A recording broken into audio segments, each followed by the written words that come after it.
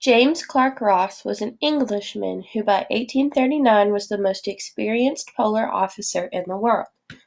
He had successfully located the North Magnetic Pole in 1831 and had spent 8 winters in the Arctic, having been there for 17 of the previous 20 years.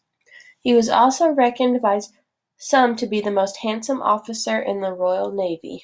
What better credentials could he have to lead this latest of John Burroughs, the second secretary to the Admiralty latest quest?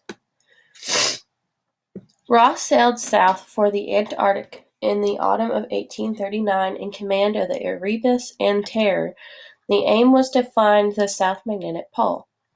This was to be part of Britain's contribution to an international year of cooperation whereby European nations would set up magnetic observatories around the world, coordinating readings on fixed dates and comparing readings. The expedition was extremely well equipped by any standards. There were stores for 3 years, including large amounts of vegetable soup, pickled cabbage, carrot to keep the scurvy at bay. There were ice saws, portable forages, winter clothing for every man, and even a small flock of sheep. Each ship held a crew of 64. They did not handle well, partly because of the shallow draft, though they represented the epitome at the time of naval ingenuity. Those sailing ships before or since that time were better prepared for the task with such fine attention to detail.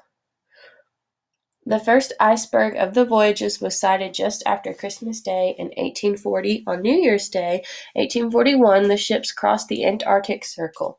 Warm weather clothing was issued free to all of the crew.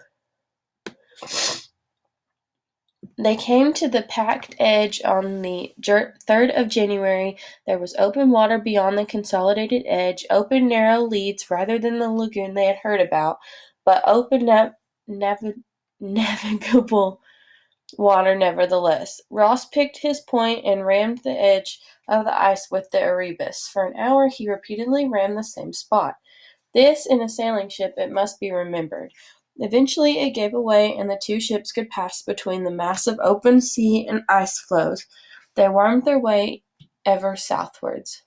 Ross pushed through the pack, his strengthened bomb ships being able to do this, unlike those of D'Urville and Wilkes. After a week, by the 9th of January, he was through the band of packed ice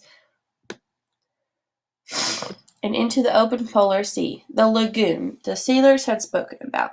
Now all eyes looked to the south, straining for a glimpse of land.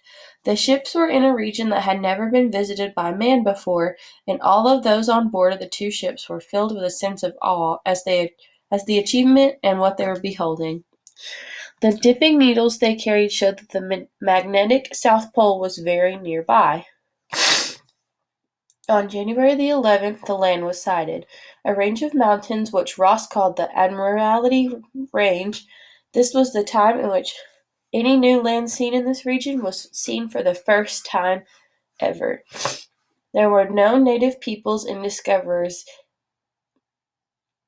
could name features as they pleased, as they stayed within certain conventions. Thus, Cape Adare was named after a friend, and Victoria Land after the recently crowned English queen. Other features followed thick and fast.